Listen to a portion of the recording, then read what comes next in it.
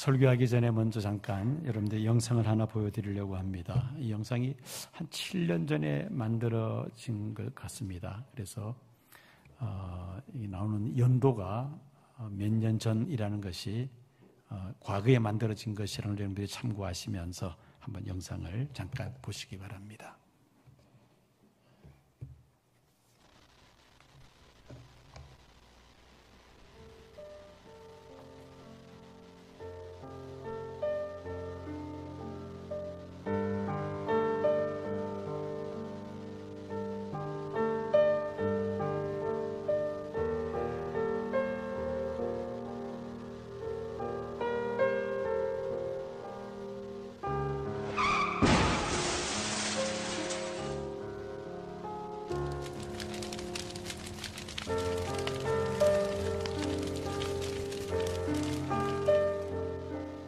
처음에는 꿈을 꾸고 있다고 생각했어요. 되게 계속 깨지 않는 악몽 같은 거를 꾸고 있나 뭐 이런 생각도 했었고.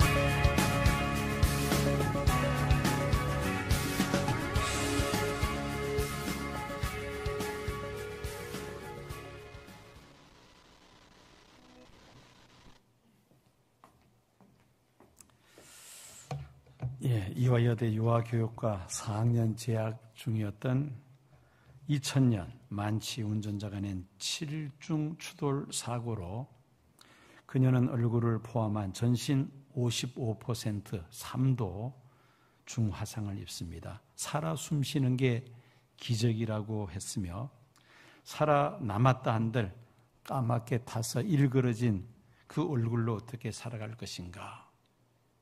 여성으로서 차라리 세상을 떠나는 것이 낫지 않겠는가라고 생각을 할 정도로 주변에 탄식과 절망을 자아냈습니다. 하지만 기적처럼 그녀는 살아났습니다. 그것도 환하게 웃으면서. 사고 후 처음으로 쓴 글에서 그녀는 모든 걸 잃은 것 같지만 살아있어서 흰 눈도 보게 하시고 추운 겨울을 다시 맞게 하시니 나는 축복받은 사람이라고 고백을 합니다. 이후 이지선은 절망을 희망으로 바꾸는 메신저가 됩니다. 거리에 나서면 주변에서 쯧쯧쯧 혀를 차는 소리가 들려옵니다. 한 번은 엘리베이터를 탔는데 그 뒤에 서 있는 아주머니가 되었나 봐, 어쩌면 좋아 라고 그렇게 말을 하더라는 것입니다. 어색한 분위기를 깨려고 그 말하는 아주머니를 돌아보면서 된 게 아니고 홀랑 탔어요, 홀랑. 이렇게 기죽 웃어 보이면서 대답을 했다고 합니다. 사고로 얼굴이 엉망진창이 된 그 사람에 비해서 쉽게 나올 수 없는 말이지만은 이미 자신의 불행을 넘어설 수 있는 그런 마음을 가졌음을 우리가 알 수가 있습니다. 2004년 봄에 미국 유학길에 오르죠. 자신처럼 불행한 장애인들의 재활치료를 돕기 위하여 보스턴 대학에서 재활 상담을 공부하여 석사학위를 받고 1대1 상담보다 복지 정책을 공부하는 것이 낫겠다 생각해서 컬럼비아 대학에서 사회복지학 석사학위를 받은 후에 UCLA에서 사회복지학 박사학위를 받고는 지금은 한동대학교 상담 심리학 교수로 재직하면서 희망의 메신저로 활동하고 있습니다. 자, 이 이지선은 무엇 때문에 희망을 가질 수가 있었는가? 무엇보다도 하나님이 살아계심을 믿었기 때문이었습니다. 부모님으로부터 물려받은 신앙의 힘이었습니다. 어려서부터 부모님을 따라 교회를 따라다녔던 그녀는 대다수 사람들이 저런 불구의 몸으로 처녀가 세상을 사는 것이 무슨 의미가 있겠는가, 차라리 죽는 편이 낫지 않겠는가라고 생각할 정도로 여성으로서는 도저히 감당할 수 없는 그런 큰 사고를 당했지만 하나님을 섬기는 부모들은 살아있는 것만으로도 축복이라 하며 딸을 격려해 주었습니다. 불의의 사고 속에서도 생명을 잃지 않고 살아 숨쉬는 것 그 하나만 가지고서도 부모들은 하나님 앞에 감사했던 것입니다. 하나님이 살아계시고 하나님이 함께 하심을 믿는 성도들은 어떤 절망적인 상황 속에서도 낙심하지 않습니다. 하나님을 의지하며 그 역경을 우리가 헤쳐나가게 될 줄로 믿습니다.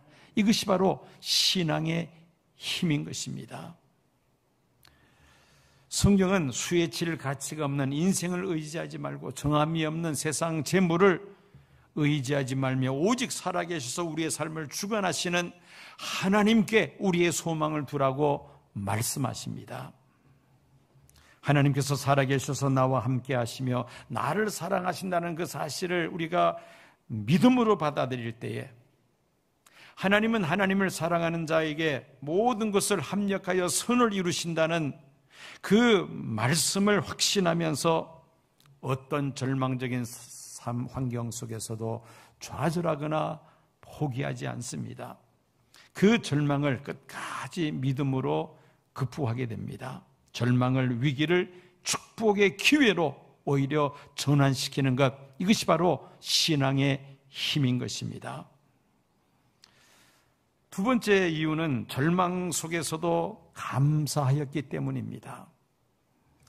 불의의 사고를 당해서 이렇게 참 불구의 몸이 된다면 누구든지 그 가해자, 술이 만취가 되어서 사고를 내고 또 사고만 낸 것이 아니라 도망가 버리죠. 그 가해자를 얼마나 원망하고 미워하고 증오하겠습니까? 그런데 오히려 이지선 교수는 그 책 속에서 그 가해자를 불쌍히 여기는 마음을 가지게 되었다고 고백합니다. 사고 난 날이 일요일 밤이었습니다. 가족들과 따뜻하게 보내야 할 시간에 혼자서 소주를 5병이나 마시고 운전했을 그분의 곤고하고 메마른 가슴이 가엾다는 생각이 들었습니다. 그 사람에 비하면 내가 훨씬 낫지 않습니까? 아프고 불편하지만 가족의 사랑을 받고 있으니까요. 그리고 사고 당시 우리 가족은 누구를 미워하고 원망할 정신이 없었습니다. 그냥 어쩔 수 없는 천재지변처럼 사고를 받아들였던 것 같습니다. 가해자를 원망하거나 미워하지 아니하며 오히려 가해자를 걱정하며 불의의 사고 가운데서도 생명을 건져주신 하나님 앞에 감사했던 것입니다. 신문서 기자가 이런 질문을 던집니다. 그토록 감사해야 하는 하나님이 당신을 정말로 사랑했다면 애초 이런 사고를 피하게 해줬어야 하지 않았겠습니까? 라고 질문을 던지자 이 이지선 교수는 이렇게 대답을 합니다.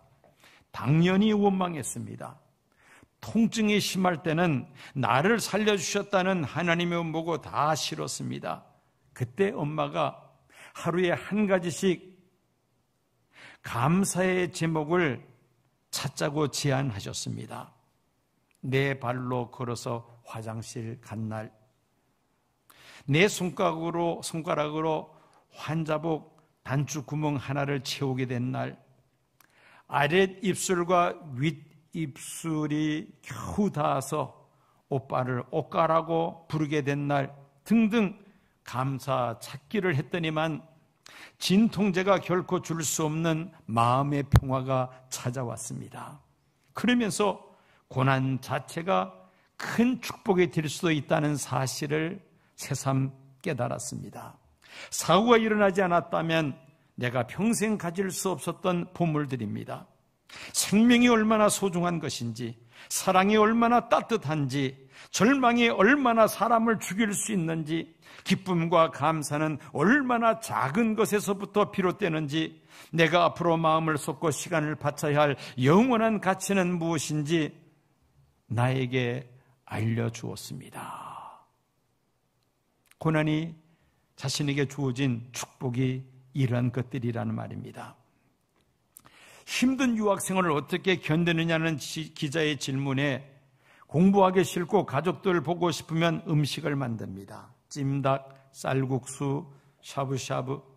사고로 두 손가락 마디마디가 다 타버려서 짧아진 그 손으로도 큰 불편 없이 요리할 수 있으니 하나님께 감사하게 되고 밥 한 그릇이 주는 따뜻한 위안에 기분이 좋아집니다 라고 대답을 했습니다. 자동차 사고로 열 손가락 끝마디가 다 잘려나간 뭉퉁한 손으로 음식을 만들면서도 하나님 앞에 감사한다는 그런 고백입니다.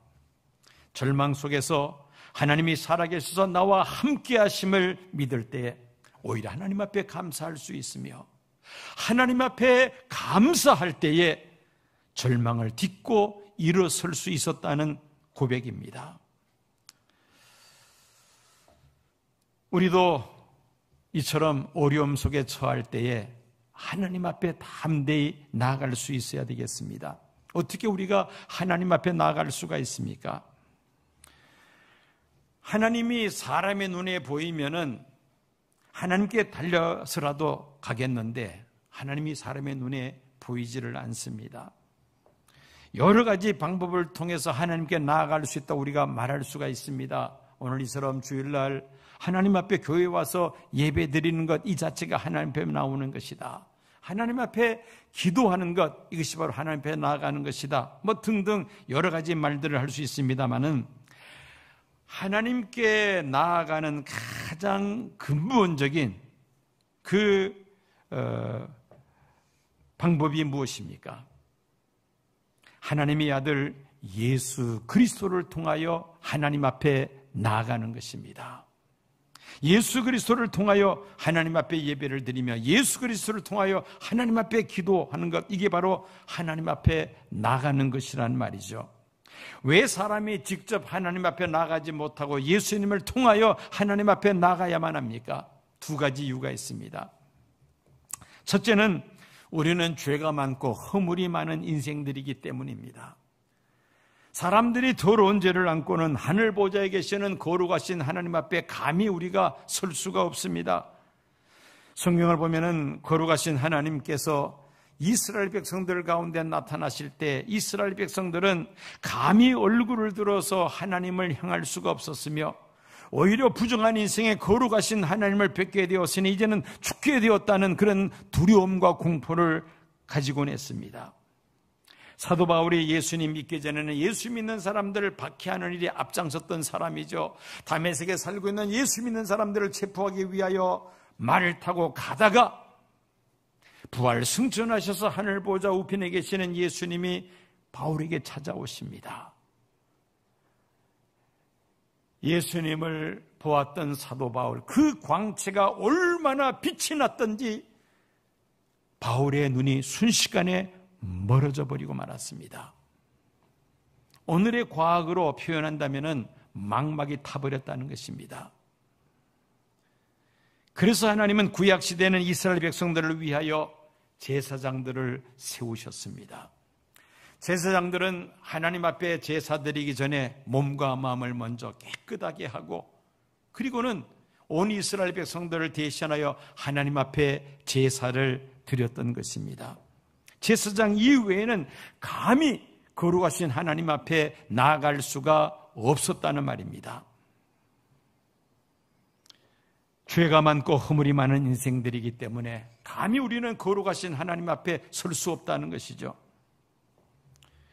그래서 우리는 예수 그리스도를 통하여 하나님 앞에 나가는 것입니다. 예수님께서 우리의 모든 죄의 문제를 해결해 주셨기 때문입니다.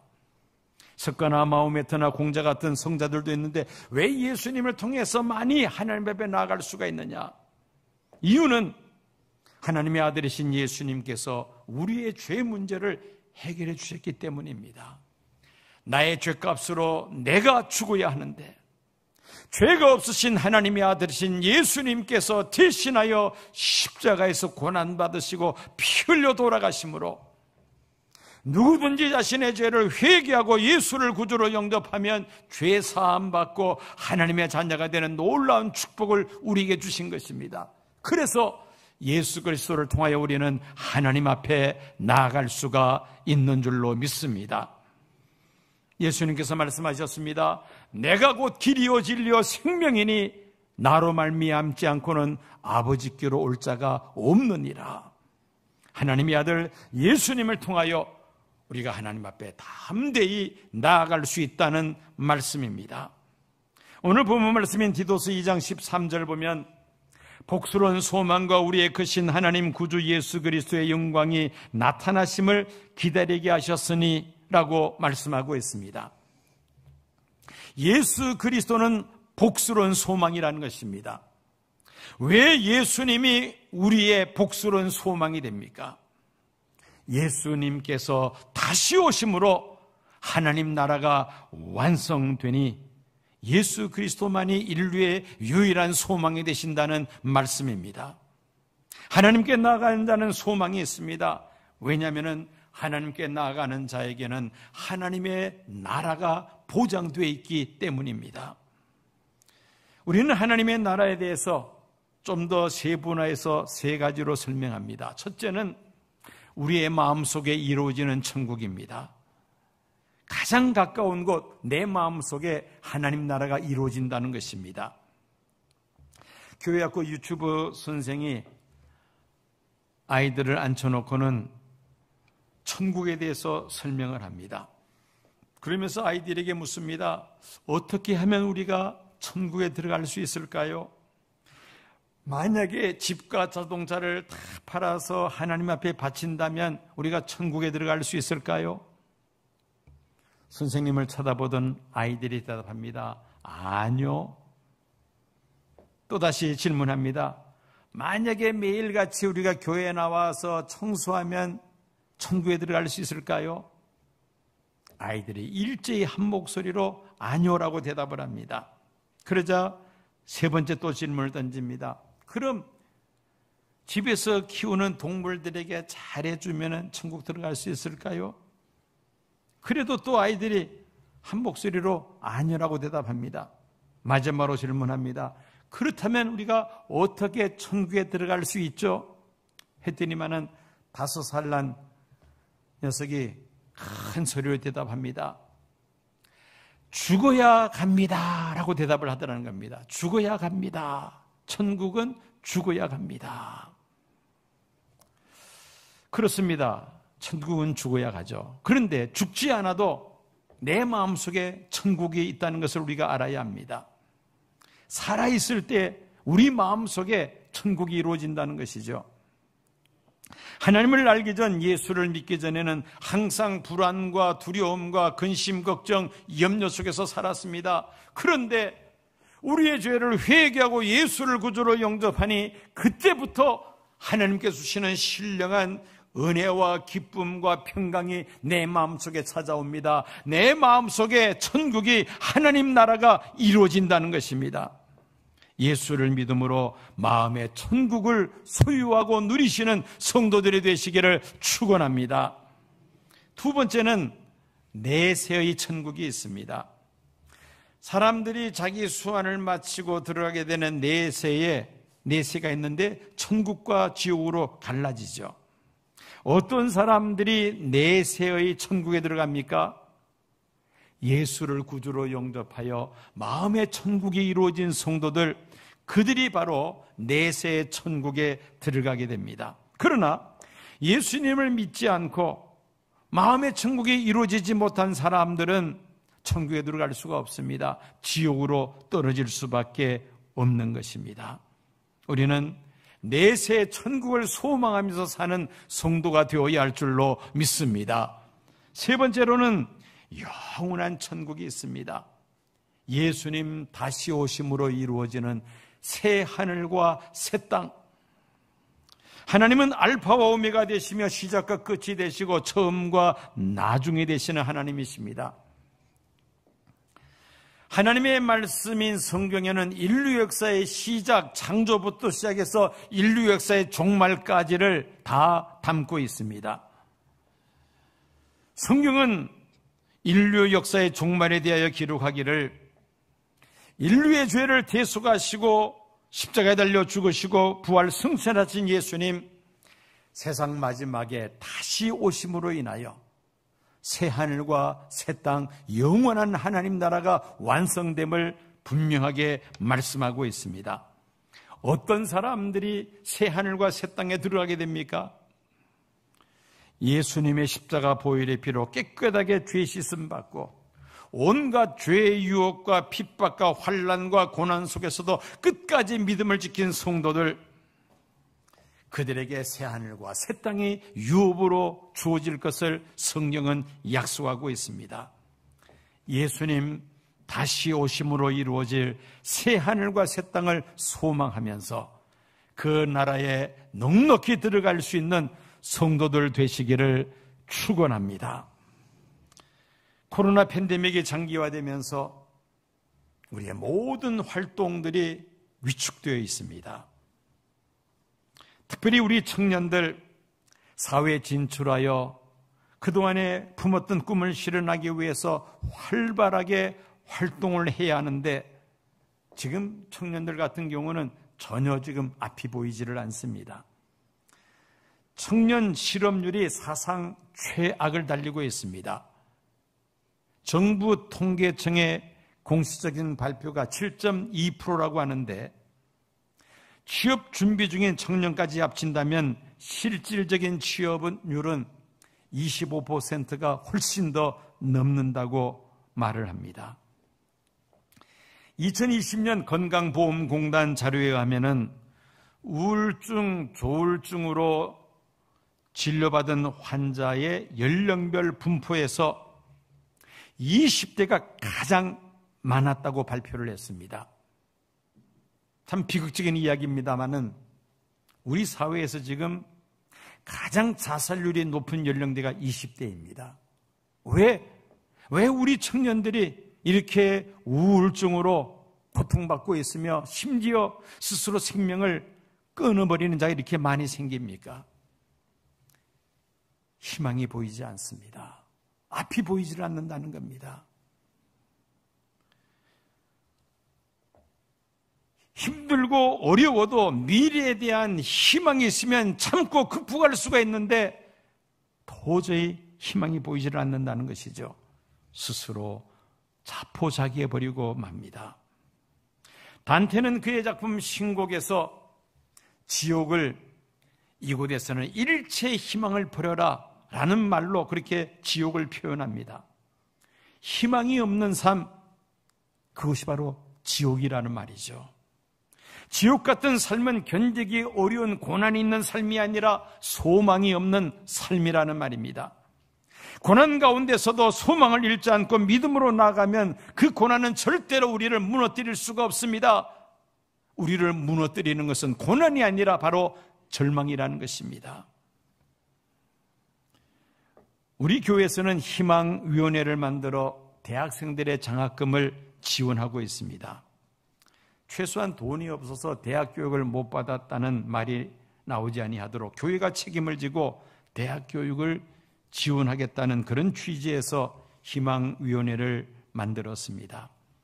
많은 성도님들이 자발적으로 이 장학헌금에 동참하고 있습니다. 우리의 다음 세대의 미래를 위하여 온 성도들이 기도하고 물질로 후원하고 있습니다. 그런데 지금 문제는 또 무엇입니까? 이제는 대학 졸업이 문제가 아니라 졸업 이후가 또 문제입니다. 청년들이 꿈을 갖고 열심히 준비한 만큼 사회에 진출하여 그 꿈을 이룰 수 있어야 할 터인데 그 희망이 보이지 않는다는 겁니다. 우리 성도님들이 함께 우리 청년들을 위해서 기도하고 청년들을 응원해 주면 좋겠습니다. 변이 바이러스가 계속 발생되면서 코로나 팬데믹이 언제 끝날지 알 수 없는 이런 상황 속에서 우리가 살아가고 있습니다. 이제는 코로나 종식이라는 단어는 이미 벌써 없어졌고 이제는 with 코로나, 코로나와 함께라는 이 말이 이제는 유행어가 되고 있습니다. 코로나 이전 상태로 되돌아가는 것은 이제는 불가능하다는 그런 말이기도 합니다. 희망이 보이지 않는 세상입니다. 인간은 그가 아는 것만큼 사는 것이 아니고 그가 가진 만큼 사는 것도 아니며 그가 바라는 만큼 사는 것이라는 그런 말이 있습니다. 희망하는 만큼, 소망하는 만큼 살아간다는 것이죠. 얼마나 아느냐, 얼마나 가졌느냐의 행복이 걸려있는 것이 아니라 그가 얼마나 소망을 가지고 살아가느냐, 어떤 소망을 가지고 살아가느냐에 따라서 그 사람의 삶이 결정된다는 말입니다. 비록 세상은 우리에게 희망을 주지 못한다 할지라도 우리에게는 세상이 주지 못하는 복스러운 소망을 이미 받은 줄로 믿습니다. 예수 그리스도, 유일한 인류의 소망이라는 말씀입니다. 예수 그리스도를 소망으로 삼고 살아가는 성도들은 코로나 팬데믹 이 시대뿐만 아니라 위드 코리아 시대에도 넉넉히 잘 헤쳐나가게 될 줄로 믿습니다. 예수님 다시 오심으로 이루어질 영원한 하나님 나라를 소망하면서 우리 앞에 다가오는 어떤 장애물도 넉넉히 우리가 딛고 일어서게 될 줄로 믿습니다. 우리에게 예수 그리스도를 통하여 복스러운 소망을 주신 하나님 앞에 감사하면서 희망이 보이지 않는 이 세상을 복스러운 소망으로 넉넉히 승리하시는 믿음의 사람들 되시기를 축원합니다.